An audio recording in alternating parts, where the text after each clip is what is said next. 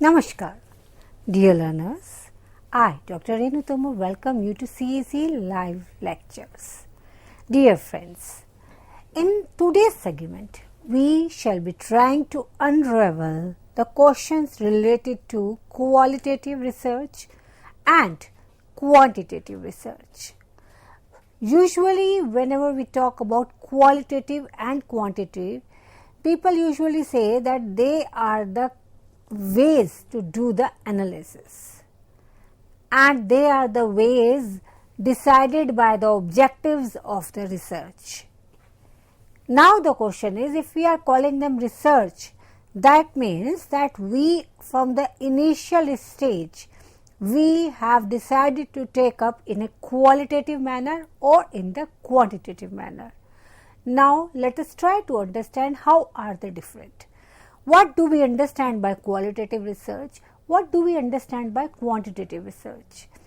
Are they totally opposite to each other, or are they complementary? If they are complementary, how and why we would call them complementary, and how as a researcher we shall be using these modes and these methods as to have the best our results.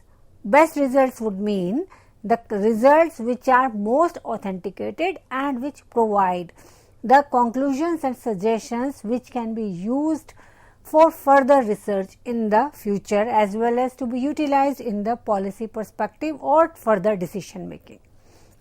Friends, why do we take up research? Usually if we take up research, that is to find out the base of thinking, or to find out that what should be done to resolve certain problem, because research, as the word itself connotes, research, that means in our own situation we are trying to search out in our own manner, utilizing our own means and methodology, what we intend to have with relation to certain problems which we are facing. The problem may be as simple as the fact that why do students do not come in time to the school, or why the students do not pay attention in the class, or why the students whom we as a teacher find intelligent in the class, who are responding well in the class, those students are not able to get the kind of a result. They are not the toppers. Why is it so? Or we just want to conduct a survey as far as the taste of the students. It may be that what kind of streams they want to take up, what kind of strength they have, what kind of weaknesses they have. So research can be done as to find out anything which we look at as a problem. Whenever we look at the research from the scientific mode, that is, we find a problem, and on that basis of problem we get certain objectives, and as to unravel that objective we go for hypothesis. And when we go for hypothesis, as to either predict, as to finalize the hypothesis, usually whenever we talk of research we go for the null hypothesis, and either as to positively assert the hypothesis or reject the hypothesis, we have to go for certain data collection, and after having the data with us, we analyze using certain mathematical tools or statistical tool as to come down to certain decisions, certain results. Those results will be later on interpreted as interpretations, suggestions, conclusions, or simple results. So this is the scientific method, and here we will utilize the quantitative aspect of the research. Now, why do we need to take up qualitative research, and how is it different from the quantitative? Whenever we come across the situations or the attribute of the people the people around us, which requires personal attention, or which require people to talk a lot, or which requires us to note their behavior when they are answering those questions, then we go for qualitative research. That means whenever we go for qualitative research, the reason for that is that we want to understand the attitude of the people, the intentions of the people, the experiences of the people, the motivation of the people. So, whenever these are the dimensions in which we are operating, then we want to go for qualitative research. How would we go for qualitative research? Simply having the open-ended questions, because open-ended questions can be answered by the individual according to his or her knowledge, understanding or experiences, or just recording their experiences or interviewing them. So, these are the ways as to conduct the qualitative research, and that is also at times forms the basis of going for quantitative research. For example, if we say that the students don't find mathematics very interesting, on the basis of our interviewing the students, we try to find out that what are the basic aspects which are found not interesting by the students. Later on, this problem can be quantified as a null hypothesis that the students find mathematics interesting, and then we put questions to the students.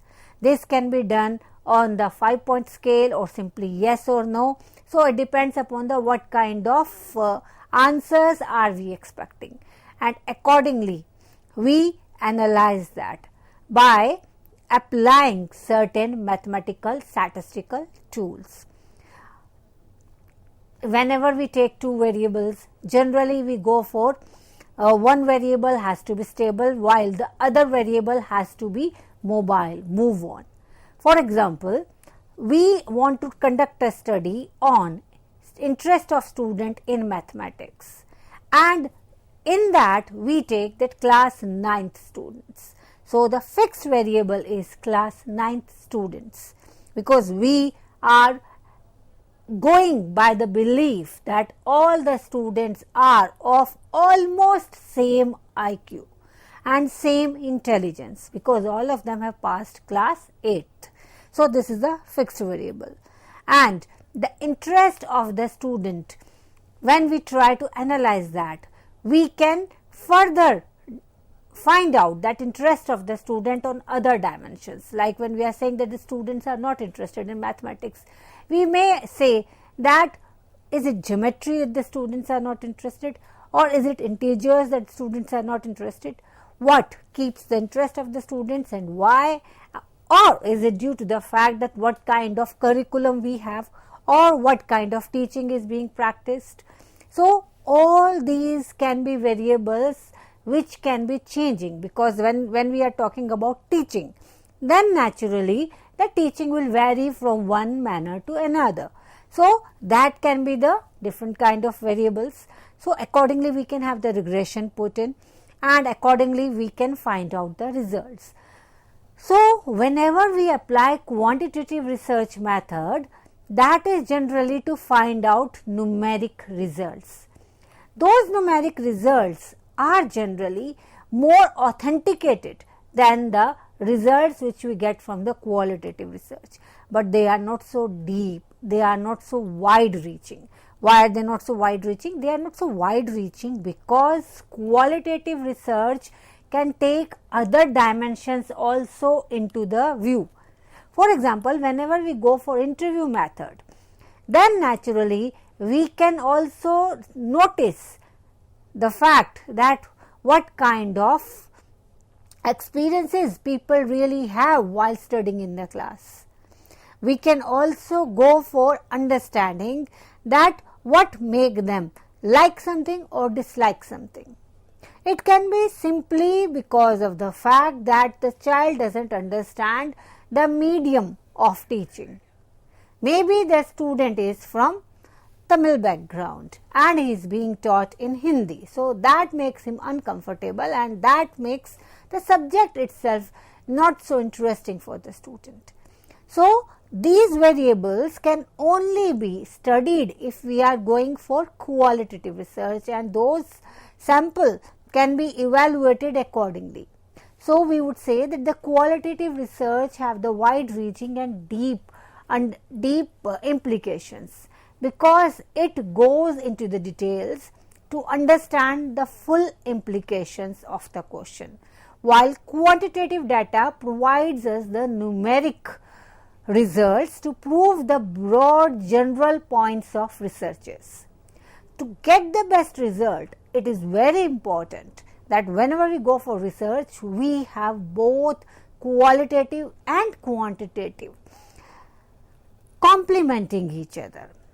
How would they complement? They can complement by using both according to their usage. We can find out whether objective, and that way we can enhance the results which have been received from one kind of research. Maybe it may be quantitative research. Quantitative result has been received and we have come down to certain decisions, but those decisions can be further cross-checked by using qualitative research. When we talk about quantitative research, friends, generally the survey method, in the survey method we have both the quantitative and qualitative research. For example, if a research is being done on the students about their economic background, then there would be certain questions which will be quantified total, like the number of family members, the number of siblings going to the school, siblings going to private school or public school, again in numbers, mother as housewife or working, income of the total household, income of the father, income of the mother.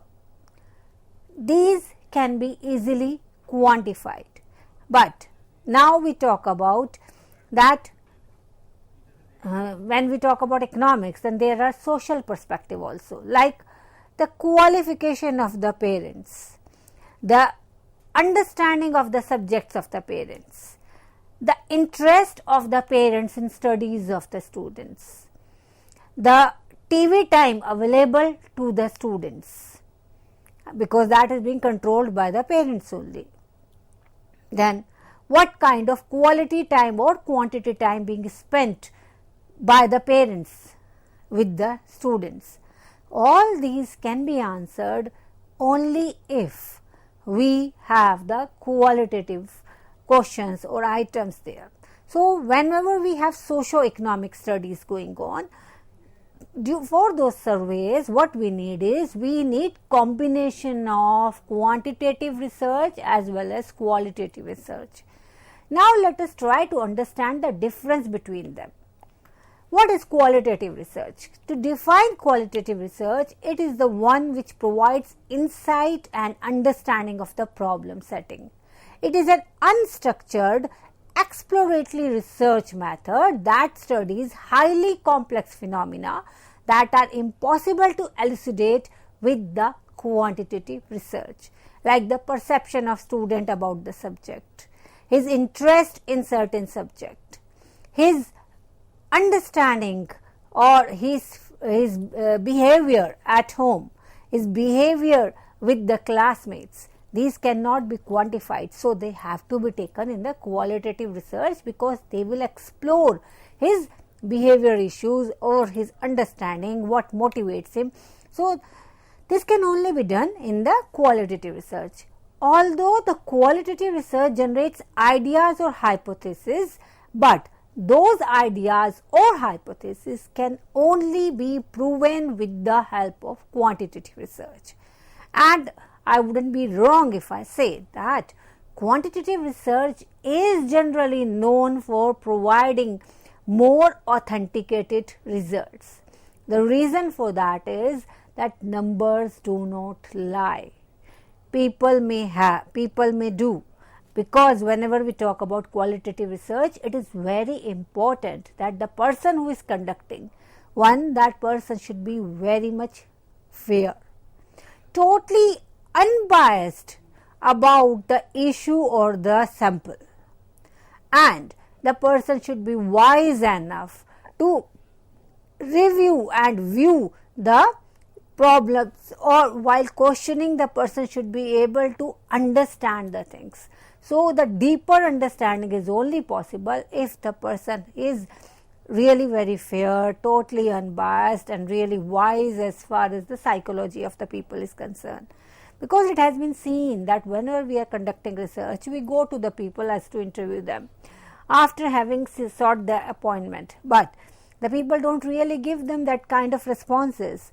Either they are disinterested or they are disturbed due to certain situations. So, all those things have an impact on the qualitative research. So, that requires the researcher to be very much patient, and the researcher need to look into the things again and again, because it is very much probable that either the researcher or the sample, that means the person who is being analyzed, or the behavior of the person who is being analyzed, both can be just playing, or they can be just being uninterested in the research, and they may be just providing the responses for response sake, rather than the response may not be the accurate one, they may not be real one. So, it is very much important that whenever we conduct qualitative research, that has to be done by the people who have great understanding of those people, those problems, those situations, and apart from that, the person should be very balanced, very fair, so that, and apart from that, most important thing is that the person should be able to restructure and structure the questions, so for the understanding of the students without disturbing the need of the study, that is the reason for which that item, that question has been created. That means the item has to be created in such a manner that it really yields the kind of a result which it is expected to, and if it has to be worded and reworded during the interview or during the action research, then naturally the researcher should be understanding enough, wise enough to structure them in such a manner that it gets the result which it is expected to. So, qualitative research is used to gain an in-depth understanding of the human behavior, experience, attitude, intentions, and motivation on the basis of observation and interpretation, and it is to find out the way people think and feel. So, this is the reason why qualitative research are not found to be very valid, because the person who is interpreting, the person who is observing the people's behavior and people's perception and person's feeling, it's very difficult to have a person, the researcher, who is totally unbiased and totally fair. It is very difficult. That is why this form of research is found to be questionable by quite many researchers. But it is the research which gives views of the participants as they think, they need, they want, or they wish. Whenever we talk about qualitative research, the type of qualitative research are ethnography, the grounded theory, the case study, the narrative research, historical research, phenomenology. These are the type of qualitative research. Now, let us try to understand what quantitative research is. Quantitative research is a form of research that relies on the methods of natural science. This is something we started with, like the quantitative research is the scientific research, because whenever we are talking about natural science methods, then we are referring to scientific research only. Scientific research means we see a problem. After having seen a problem, we frame certain objectives. On that objective, we frame hypothesis, and usually a null hypothesis. And after having framed null hypothesis, we go for collecting numerical data and hard facts. It aims at, the quantitative research aims at establishing cause and effect relationship between two variables by using mathematical, computational and statistical methods. This research is also known as empirical research, and it can be accurately and precisely measured by utilizing mathematical tools or the statistical tool. The data collected by the researcher can be divided into categories or put into the rank, and it can be measured in terms of unit of measurement. Graphs and tables of raw data can also be constructed easily with the help of quantitative research. It makes it easier for the researcher to analyze the results, and usually in the market now we do have so many softwares which provides us the data related to the analytic, the results related to the data which we have. For example, if we have done some kind of assessment, that is that we have framed certain questions for assessing the students, we want to understand that whether this question was appropriate or not. So that can be easily done by applying the statistical tools as to find out the understanding of the student, as to find out, here we need not go and ask the student, we can simply go by the fact that how many students knew the answer or how many students went for no option because simply they did not understand the question. So these tools which are available in the form of software, they can be easily utilized.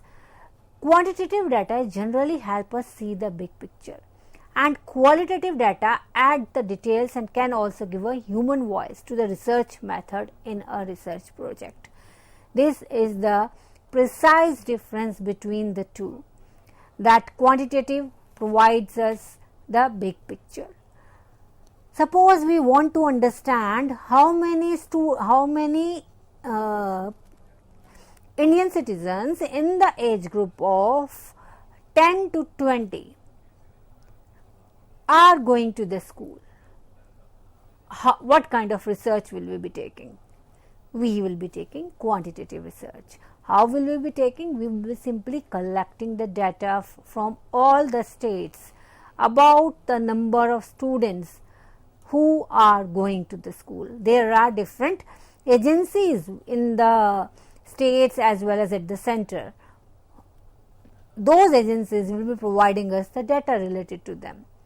CBSE can provide us the data related to 10th and 12th. Similarly, there can be other bodies like ICSE or the state boards, they will be providing us data related to 10th and 12th. And we would be getting to know that how many students are there in class 12th who have really appeared in class 12th or who studied in class 12th, or because they applied for the examination being conducted by the national bodies.